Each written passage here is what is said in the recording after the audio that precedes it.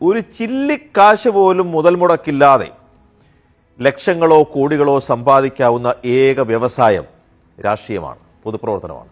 ഞാനീ പറയുമ്പോൾ എല്ലാ രാഷ്ട്രീയ പ്രവർത്തകർക്കും അതിൽ അവർ ഒഫൻഡഡ് ആകാൻ അല്ലെങ്കിൽ അവർക്ക് വിയോജിപ്പ് തോന്നേണ്ട കാര്യമൊന്നുമില്ല. ചില രാഷ്ട്രീയ നേതാക്കളൊക്കെ മരിച്ചതിന് ശേഷം സ്വന്തമായി ഒരു തുണ്ട് ഭൂമിയോ അവരുടെ അനന്തരാവകാശികൾ ജീവിക്കാനോ ജീവിതമാർഗമോ ഇല്ലാത്ത ഒരുപാട് നല്ല നേതാക്കളുണ്ട് കേരളത്തിൽ. പക്ഷേ ഒരു പദവിയിലും എത്താതെ, ഒരു റവന്യൂ സ്റ്റാമ്പ് ഒട്ടിച്ച് ഒരു രൂപയെങ്കിലും സർക്കാർ ഖജനാവിൽ നിന്ന് വരുമാനം കിട്ടുന്ന ഒരു പദവിയിലും ഇരിക്കാതെ ഇടത്തട്ടൽ ജില്ലാ ഭാരവാഹികളൊക്കെ ഇരുന്നിട്ടുള്ള വിവിധ രാഷ്ട്രീയ പ്രസ്ഥാനങ്ങളിലൊക്കെ ഉള്ളവർ അധികാരമുള്ളപ്പോഴും ഇല്ലാത്തപ്പോഴും 25-30 ലക്ഷം രൂപയൊക്കെ വരെയുള്ള ഇന്നോവ ക്രിസ്റ്റയിലാണ് നടക്കുന്നത്. ഒരു ദിവസത്തെ വേഷം ധരിക്കണമെങ്കിൽ, ഒപ്പമുള്ള 4-5 പേർക്ക് ഭക്ഷണം കൊടുക്കണമെങ്കിൽ 5000 രൂപയെങ്കിലും ഇവർക്ക് ഒരു ദിവസം ചെലവില്ലേ? എന്താണ് വരുമാനം?